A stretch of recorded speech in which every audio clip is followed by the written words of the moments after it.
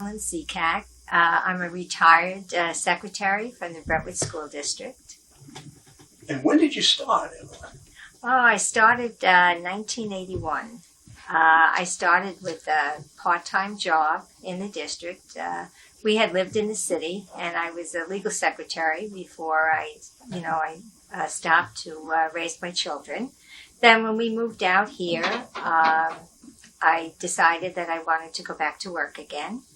And we didn't have any family around, so I wanted to consider a job that I would be able to be there for my children during the summer and daily, because my husband worked in the city. So I was hired in the Brentwood School District as a part-time clerical. And I figured I'd get my feet wet and then go back into private industry. And that never happened because Brentwood gave me my career. I was with Brentwood for 27 years. You know what I would like to do, come to think of it? Let's go back and look at Evelyn Sekac and who you are and what your origins are. And then we'll catch up to the work when we get there. But for that purpose, did you have a middle name at any time? Yes, Evelyn Jean. Evelyn Jean. Uh-huh. Do you know why you were given the name Evelyn and Jean? No, not really. Okay. No, I don't know that. Okay. Do you, what was your mom's maiden name? Delellis. My mother was Italian. Philomena Nicolina Stella Delellis. But they called her Minnie for short. Okay. And she worked in the city. She's second generation. She was born in Manhattan. And she worked making artificial flowers in the city. And my father is Irish. My maiden name was Driscoll. And his family came from Massachusetts. And how did they meet? I'm not really sure about that either. Okay. I know that I was a war baby. I was born in 1946. Do you have brothers and sisters? No, I'm an only child. Okay. 46. Okay. Yes, yeah. You're a post-war baby. Yeah, baby boomers now. And what's your present family situation, Evelyn? Oh, my husband and I still live in Brentwood. We've been living here almost 40 years. And we have two sons. One son is married, and he lives in New Jersey with his wife. And my son David is with us right now, but he's going to be moving into Brooklyn. Him and his 4 cats. How old are the boys? Michael will be 42, and David is 39. And what kind of work do they do? Okay, Michael works for the MTA. He's in bus. He purchasing. Okay, purchasing agent. And David, he is he's finding his way, and hopefully he has a new product, and that will come into the baseball training end of it. It has something to do with pitching, a ball that will help pitchers. So it sounds like he's an entrepreneur of sorts. Yes, we hope. Yeah. Yes. Wonderful. Okay. How are the personalities of your 2 boys different?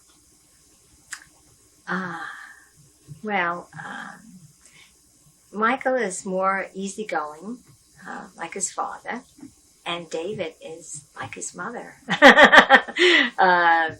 very emotional. Okay. Are they? And how would you describe their similarities? How are they similar? Well, I know they sound the same. Because sometimes when they call, I have to talk to them a minute or two to figure out which one it is. But I would say they're both very generous and willing to help. And I think that they both came through the Brentwood schools, and I think that they gained a great deal from that experience. Both of them attended college. David he attended college in Binghamton. And Michael attended college out here, St. Joseph's in Patchogue. I see. Okay. Now, your birthplace was where? Manhattan, New York. And you were born at home or in a hospital? Oh, no, in a hospital, yeah. Do you know what hospital you were born in? New York Hospital. New York Hospital, Yeah, okay. yeah. And Evelyn, what's the earliest memory you have? I remember going to see my grandfather, my father's father. I didn't know any of my other grandparents. And at that point, even I was very small, so I don't recall a lot. But I remember seeing him and sitting on his lap. Yeah. Would that have been in Manhattan, too? No, well, we lived in Queens at that time. I see. And he was close. He was with a family relative. And the grandparents on the other side were already deceased, or were they overseas? Yeah, Oh, no, they were already deceased. They were already. Yes. Do you have a favorite childhood memory? I remember going to. I have an aunt and uncle, and they didn't have any children, and they belonged to a country club.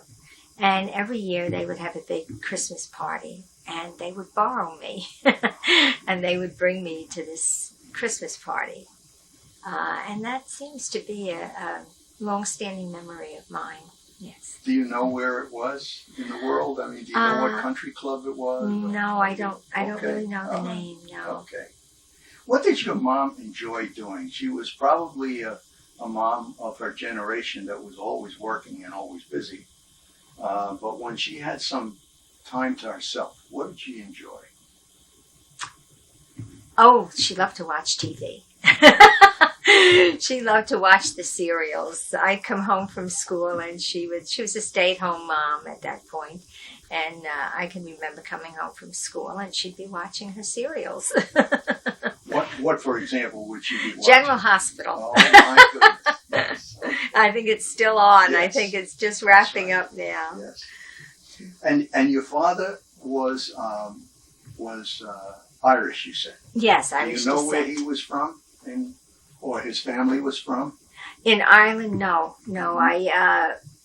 I've been looking into family history. You have? Yes, but we found registries, ship registries on my mother's side.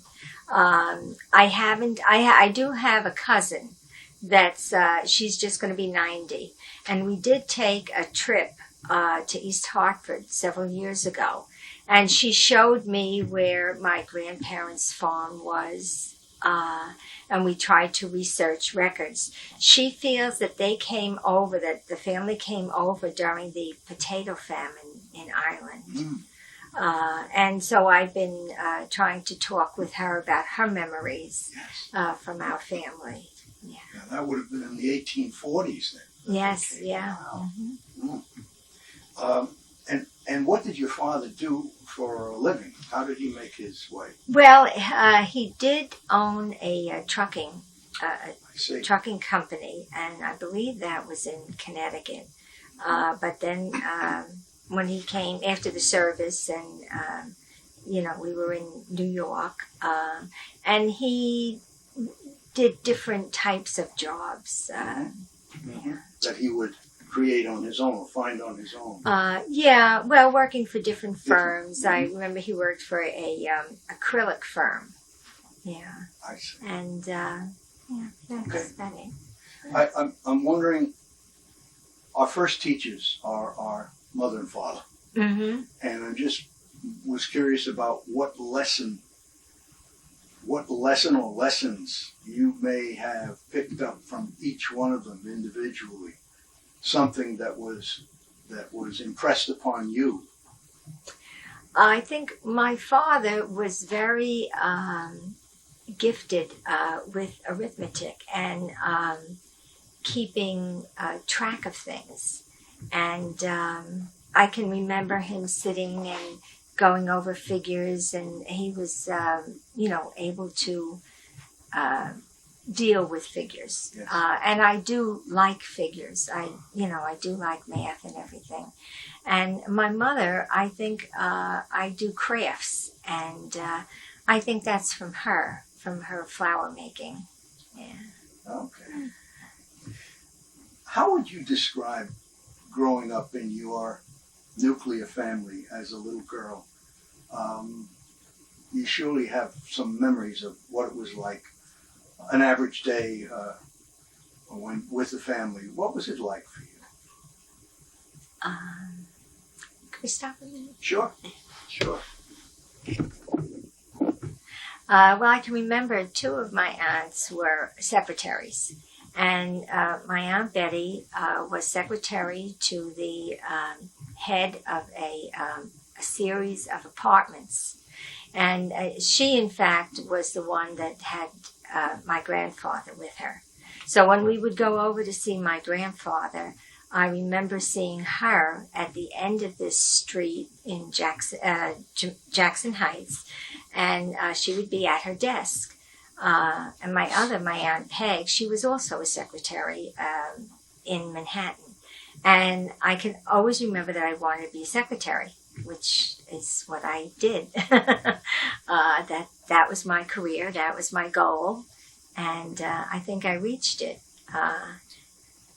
Those were the two career influences in your life. Yes, I would say. And also at that time, I don't think that you saw a lot of women going out in the workplace. So that my Aunt Betty didn't have any children, and my Aunt Peg was a single parent, and she had, two children to raise. So there was a reason for them to be working, but I always looked up to each of them in that respect.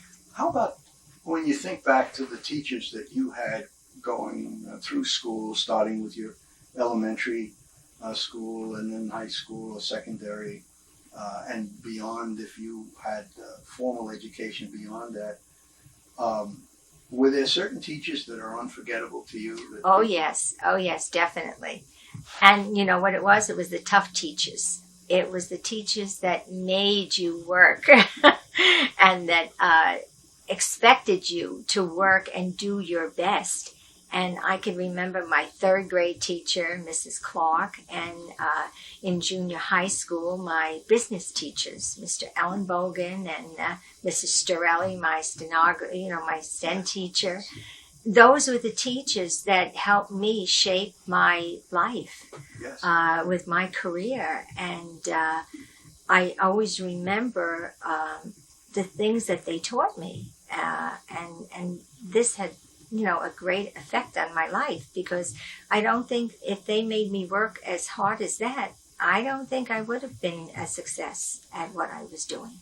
And even though the technology changed drastically during your working years, the lessons that you got from those people still applied. Absolutely. Oh, absolutely. And I could remember the first time we went in for typing and posture, and I still to this day, use that. Yeah. Did you, as a young person, did you have a favorite game or indoor game or an outdoor game that you used to play? Not a game, but I used to love to watch the movies. I used to love to watch. Yeah, I used to love to watch Fred Astaire and Ginger Rogers. They had the $1 Million movie on Channel 9, and they play the same movie every night of the week. And I would love to watch them. Yes, yeah. Evelyn, what was your very first paying job?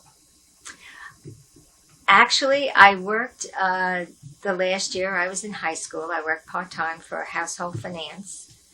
And then after I graduated, I worked in a bank. I left the bank, and at that time there was the transit strike in New York. And I was called for an interview to go into Manhattan, but I had no way of getting in there. So at that time, I lived in Queens, and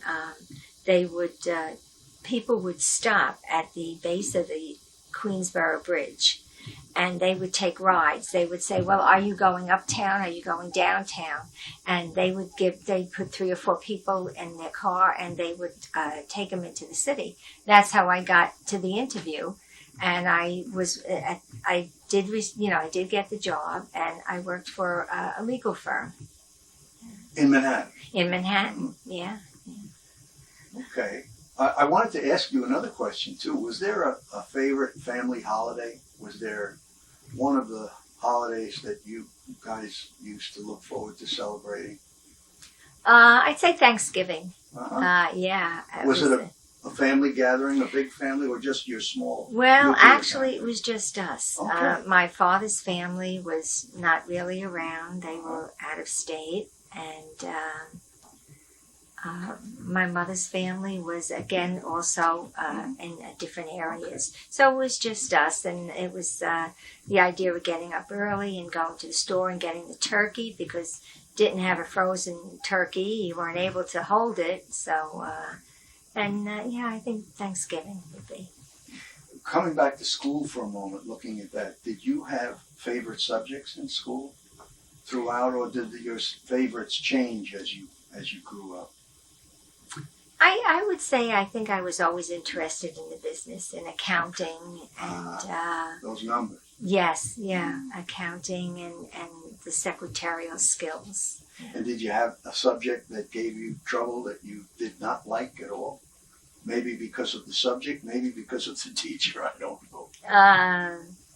Maybe art. I was in art, and at that time, you had a taste of everything. You had a taste of sewing. I remember making a hat, home ec, so you did get a rounded picture of everything from maybe something that you would like particularly. Speaking of rounded, that's why we're going all around with these questions. We're going all over the place right now. Did you have a favorite season? Then and now? Now I like the spring and the fall because it's not too hot, not too cold. And then I don't think I really thought about it. Okay. How about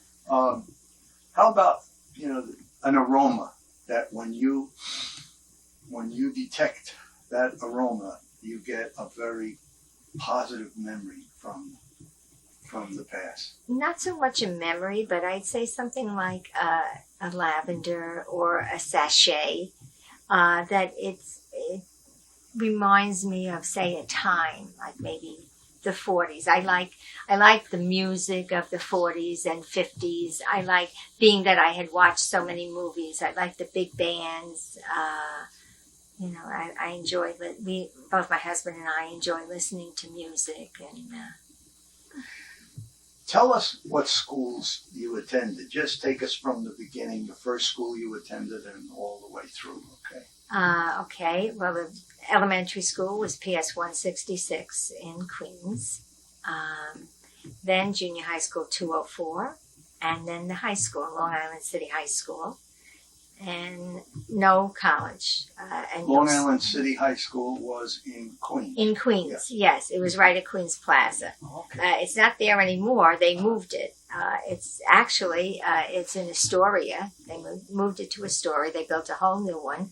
And it's where Christopher Walken, the actor, was from Astoria. And I believe Tony Bennett was instrumental in opening a school in that area, also in Astoria, for artists, singers. And I seem to remember that about that. The school doesn't have the same name today, though, does it? No. Oh, well, my high school does, It yes. does? Long Island City High Okay. School, yes. Okay. Of all the time that you served in public education, once you got into the Brentwood School District, you had good days and bad days, I'm sure, as you go along. But one of the questions that I've asked people is to recount one of the worst professional days that you had. Does anything pop into mind? I don't like to think about it, but I would say the pressure sometimes. The times I had, several different positions in the district. What were they, by the way? Okay, well, I started out in as secretary to the department head of speech and hearing, R.O.B.S, and I was in that department for 14 years. Then I went to front office of Loretta Park School for 2 years, and then I went to the high school. And who was the principal in Loretta Park? Well, it was a changeover because Mr. Levito actually hired me. That was the school my children had attended. But then, just before I was going to start, he called me and he said, "Evelyn," he said, "I have an offer I can't refuse." And so he retired. And then I worked with Mrs. Juana Perez. And then I left and I went to the high school. I worked for Charlotte Deschamps, and I was the records secretary. But we ain't just records, because in that office it was the evening high school, summer school, continuing education, you name it, we had it, bilingual, and satellite programs that were in the Brentwood Library. So I was the record secretary for about 8 years. And then I ended my career with our music department with Dr. Joe Ratner, and I was there for 3.5 years.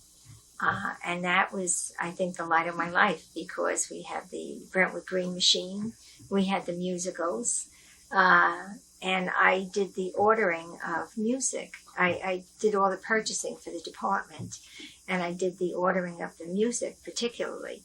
And it was so nice that when I went to the concerts, and I still attend them, to see the music, to see it come to life. When I see it, I ordered it and it was just a name on a page. But when I went to the concert and I listened to the music, I said, wow, that's really something, And when the Green Machine came out and they came out with their hats, I said, oh, those darn hats that caused me such trouble in getting them on time. But going back to one of the worst days, I'd have to say with records, I felt every job that I did in the district was important. And when people would call me for their records, for any reason at all, it would be college, it would be medical records, they'd retired for Social Security. You can't imagine all the things that people needed these records for. And you wanted to be able to fulfill them. But unfortunately, sometimes it took time to pull the records, to copy them. And sometimes, you did get pressure from people. Well, why can't you do it? I need it now. And I found that kind of hard sometimes to deal with, because not everybody is polite. So that would, I'd say, one of my hardest times would have been that, the pressure. Evelyn, if you had not decided to do what you did with your professional life and had taken a different path, what do you suppose you would like to have done other than to following this particular course that you followed? I truly don't know. I did fill in, I worked for Macy's. I was a salesperson. I worked in a bank. A bank is still secretarial. Sure. It's mortgage servicing.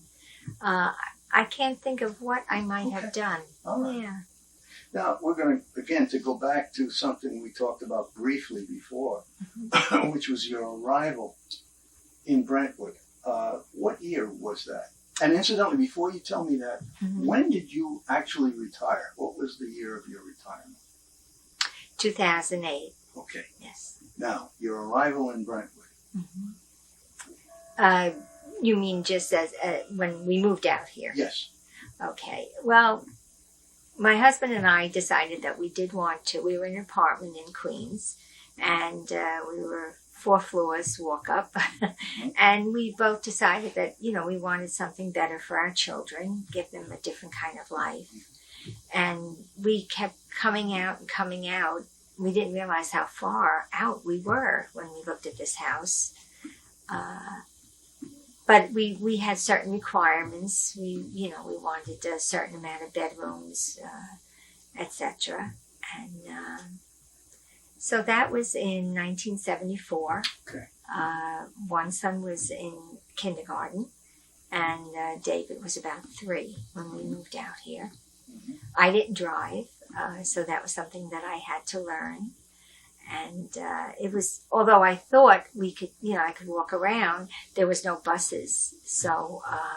And your husband's work at that time was? My husband works, he was working with Citibank in Manhattan. So he was willing to do the commute then? Well, actually, the banking laws had changed, and he thought he would be able to transfer out here.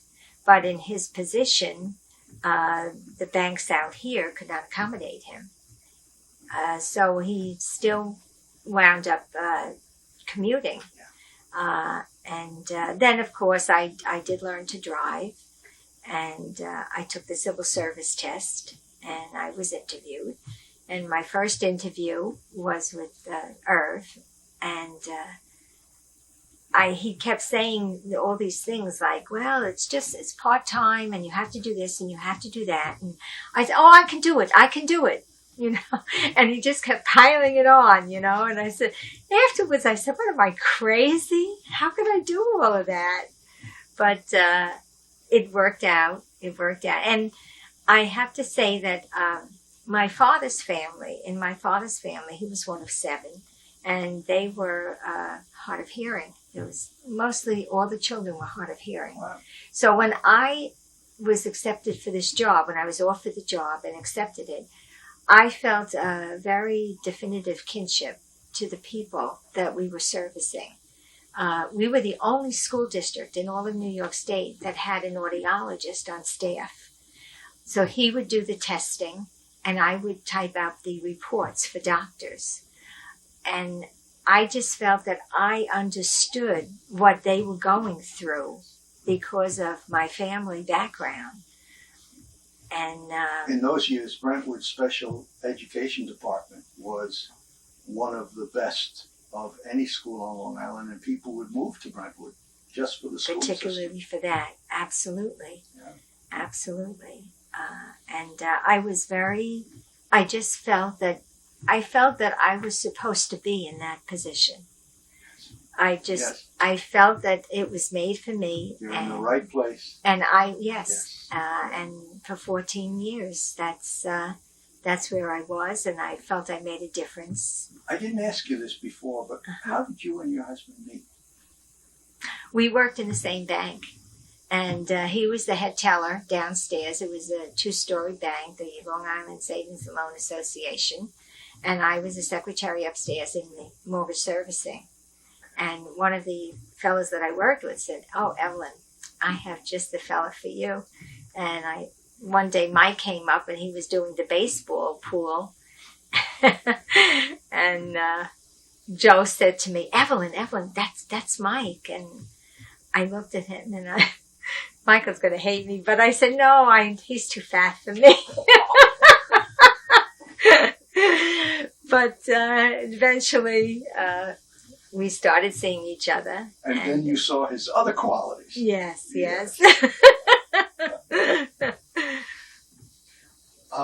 Was the first person you met in the district when you came for your interview, the person who interviewed you, was that the first person you met? Yes, Okay. yes. All right. Do you remember any well, actually, you answered that. You told us about his questions, and he kept piling stuff on. What were the impressions that you had of the district at that time, once you got involved in the job and in the work, and you began to look around and survey what you saw? What were some of your first impressions? Well, because you had other experience working in professional setting, in a bank and other places. Mm-hmm. So now you're in a public school setting, and I just wondered what some of the first impressions were of Brentwood in 74. Well, no, you didn't start in 74. You came to Brentwood in 74. Yes. Mm-hmm. But you started in the district in 81. In 81. Yes. At that time, the speech and hearing department was located within a school. It was in Southwest Elementary School. And we had an office that had I was in the main room, and then there were 3 rooms around me, 4 rooms actually. A file room, 2 speech teachers, and Irv, who did the testing and was the head of the department. I have to say that everybody I've encountered, they were gifted, and they cared about the children, because the children would come in for their speech sessions, and I would be in the office. And they were worried about those children as if they were their own. Anybody that I encountered, I think, in Southwest, as my first place of being in the district, they all cared. And also just with my sons, my own sons, when I walked into the school, Mr. Levito, the principal, well, he was always there in the hall. He was always greeting the children. He knew his parents. They were all very concerned with their children. Do you think being the parent of 2 school-age children enabled you in your work to see your children in a different light when you saw other kids and you were exposed to so many children? Did you appreciate Oh, your yes, kids? yeah. Yes, definitely. I say, oh, gee, I'm sorry I yelled at you. That was nothing. Well, I think Brentwood has undergone a lot of changes since you arrived in the district in '81.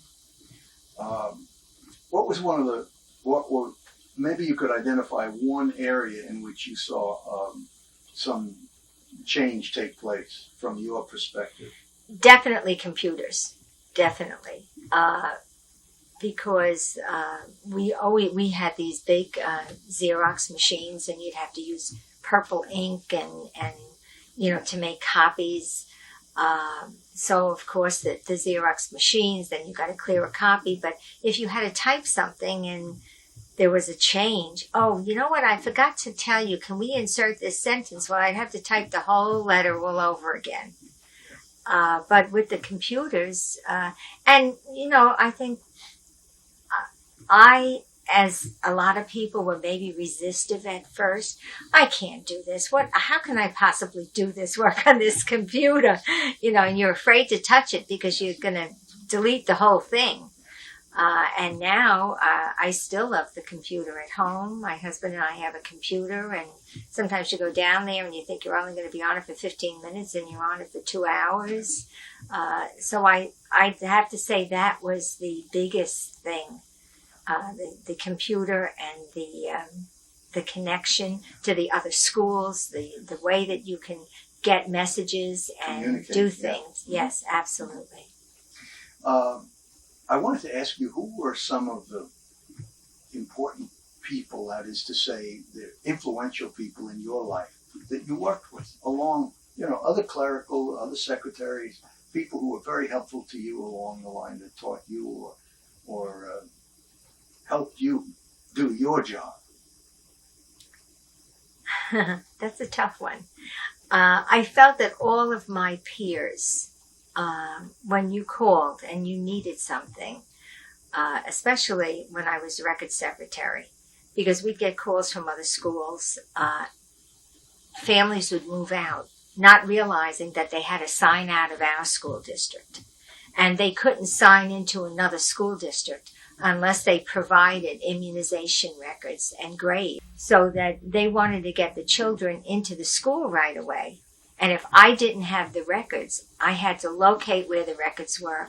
I had to call the other school and depend on another person to get those records to me or to get them out to the school, because you had a child that was involved. So number one, I'd say my peers. Also, the Brentwood Clerical Association.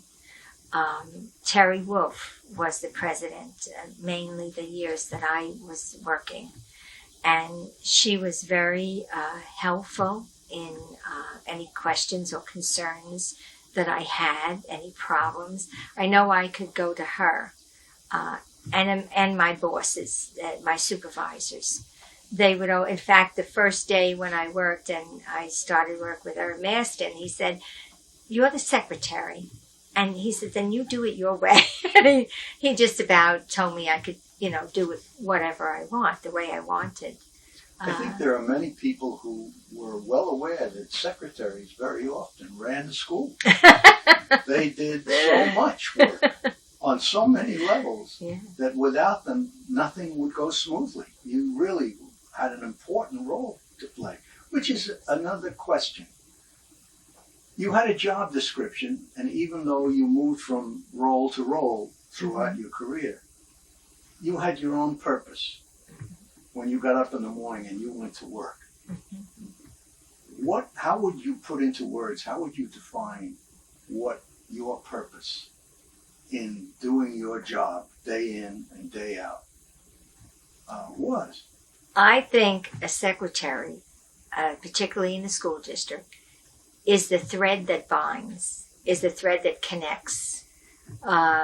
We connect from the principal to the teachers, to the parents, to the students. All day long we have questions that are asked of us, and it's our job to find out, if we don't know the answer, to find out where we can get that answer, how we can help that person.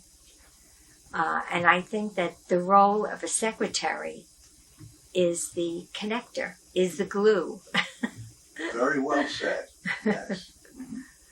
Were you ever active in your professional organization? Brentwood Clericals, yes. I served as secretary.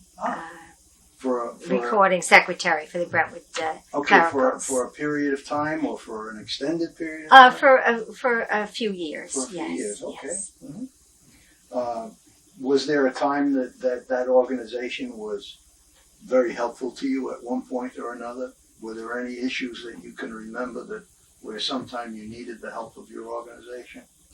Yes, without defining specifically what it was, I did go to the president of the union, and she asked me to provide some paperwork, which I did, and they resolved it to my benefit. Okay. Yes. Mm-hmm.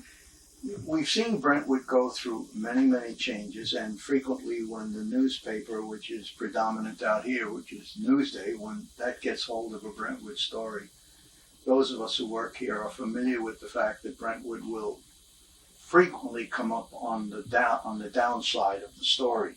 Mm-hmm.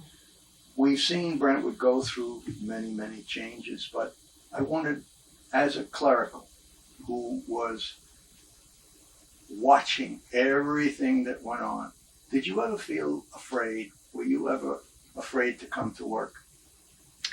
There was one time, yes, briefly at the high school, when I worked at the high school, that I was kind of concerned. But I felt that the school district acted well, and there was a threat. We were advised of how to deal with certain things. And this one particular day, there was police presence on the grounds. Yes. But other than that, generally, when I looked at the students, my children were students. So, and unfortunately, as in any case, when the Newsday would base a story on something, it was maybe on one person. But they didn't see the 10 others that were doing good. They didn't see the kids who were in science labs, who were in the choral groups, who were on the sports teams that were doing good. And it's unfortunate. I felt very bad about that. Exactly right. Yeah, you've stated it very well.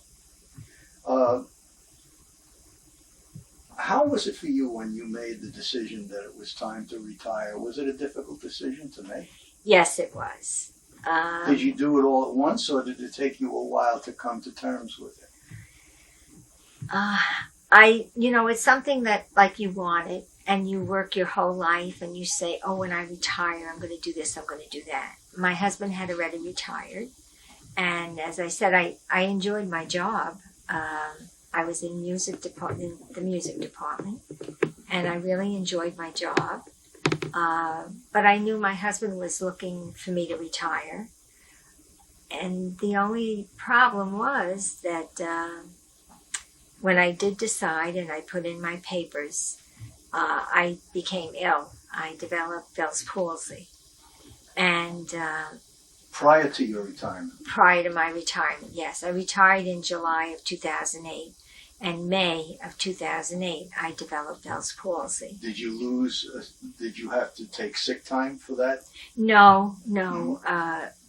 My boss, Joel Ratner, was very understanding, and I did lose a few days because it's very painful in the beginning. But I said to myself, well, I guess that's a sign that it is truly time for me to retire. And I looked at it that way. I still keep ties with the music department. My husband and I always go to the musical. Every year we attend the concerts. And I'm welcome back as if it was yesterday. So I feel like it's a family. It really is. That's the word that we used to hear a lot. Do you think that part has changed, or is it still the same? It's still the same for you, obviously, because you said it. Oh, definitely. Yeah. I have friends that I attend an exercise class. One of the women with me, I worked with her 15 years ago. And another lady is Jean Eichhardt. She was a front office secretary. I remember my first contact with her. We attend the exercise class together. I attend the R.O.B.S meetings. I've seen people from speech and hearing department that I worked with many, many years ago, and it's just like it was yesterday. Yes. It was like, okay, so what are you doing tomorrow? And so the friendships that I've had throughout my career, they're lasting a lifetime. Oh, that's wonderful. And what about the people who you worked for or under? Is there any contact with you and some of those folks that have retired also? The people that you worked for? Well, no, that most of them are away, or they're out of state. That's right. That's what happens. Sure. And but as I said, I still keep contact with the music with Dr. Ratner. Okay. And in fact, I was called in to sub with him, and it was just like it was yesterday. Wow. He kept saying, "Evelyn, now did you do this?" And I said, "Yeah, I did it already." Okay. You were in public education then for 27 years. 7 years. Yes. Okay. Do you remember your first salary that year when you began? Well, it was only part-time, Mm-hmm. and I truly don't remember. I remember my first salary when I started working, out of high school. I made $100 a week, and I thought that was wow. Yes. But everything is relative. Yes, of course. What was the most fun that you had in performing your work? What did you enjoy the most?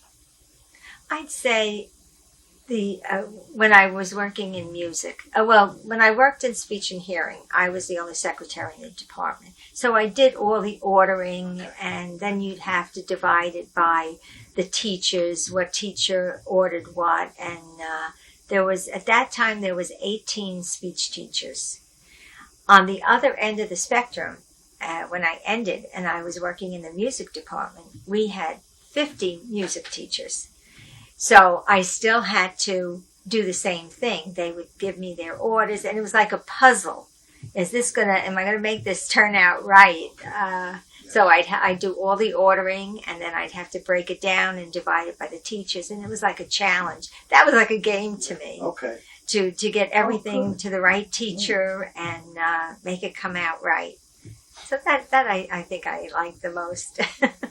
Is there anything that you did that when you look back at it, you said, gee, I wish I had approached that differently, or I wish I could have done that differently? Or do you think that when you left you were pretty much satisfied with what you had done in the time that you had been there? I think I was very confident in what I did Yes. in all my jobs because I always strived to do the best that I could. Okay. And I think I instilled that, both my husband and I instilled that in our children, that when you do a job, no matter what that job is, it's important to somebody. So that the least job is going to be important to somebody, and you should always strive to do your best. Not just go in and say, well, I have to get through today, I'll do it, I'll cut corners. I feel that I always try to do my best in my jobs, and I was very satisfied with that. You said, you alluded to the pressure that sometimes would build, and I know you don't miss that at all. But what's the part of the work that you miss? Again, the challenge of the accounting. Okay. I used to like to do the accounting, yeah. Okay. We're getting down near the end of our experience here, Evelyn. Did you have a favorite year of all of them? I'd have to say again music, because that to me it's something that I enjoy, with going back to when I used to watch the musicals on TV. I always loved music, and I think that was really a nice ending for me. If you were to be able to talk to the person who was going to be put into the position that you held, what words of advice might you offer them before they begin, based on your experience? Well, when I left my job, I tried to give as best I could an accounting of how to do the job. And I, had in my mind that I was going to be retiring, and every job I did, because sometimes you only did a certain task once a year. So I'd be making notes for myself so I could do it the next year. And I tried to do that for the person. And actually, I was very thrilled, because when I went back and I met one of the new secretaries, I said, you don't know me. I said, my name is Evelyn. And she said, yes, I do know you. She says, I have your book right here. And I left a loose leaf with all notes and everything, and she was using that as a reflection. So I felt very good about that. Wonderful, yeah. Wonderful. So then how do you want to be remembered by everyone whose life you've touched? And you've touched many people's lives. That I did my job well. Okay. And that I was a nice person. I tried to help people. Is there anything that we want to talk about that we haven't gotten to, or that you came in thinking, oh, I want to make sure I mention this? We've bounced around a lot, and we've covered a lot of topics. Mm-hmm. But I'm just wondering if there's some specific area that you would like to say a few more words about before we finish. Yes.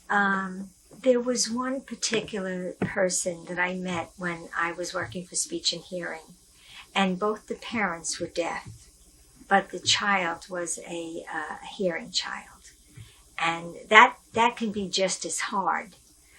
And to this day, I have contact with the woman, with the mother, and she will talk to me. I'll talk slow, and she can read my lips, or I will make an attempt to sign and talk with her. And I just felt so happy that I was able to meet her in the course of my career. What a wonderful thing to be able to say. That's great. Yeah, definitely. Evelyn, thank you so much for giving us of your time. Oh, thank you.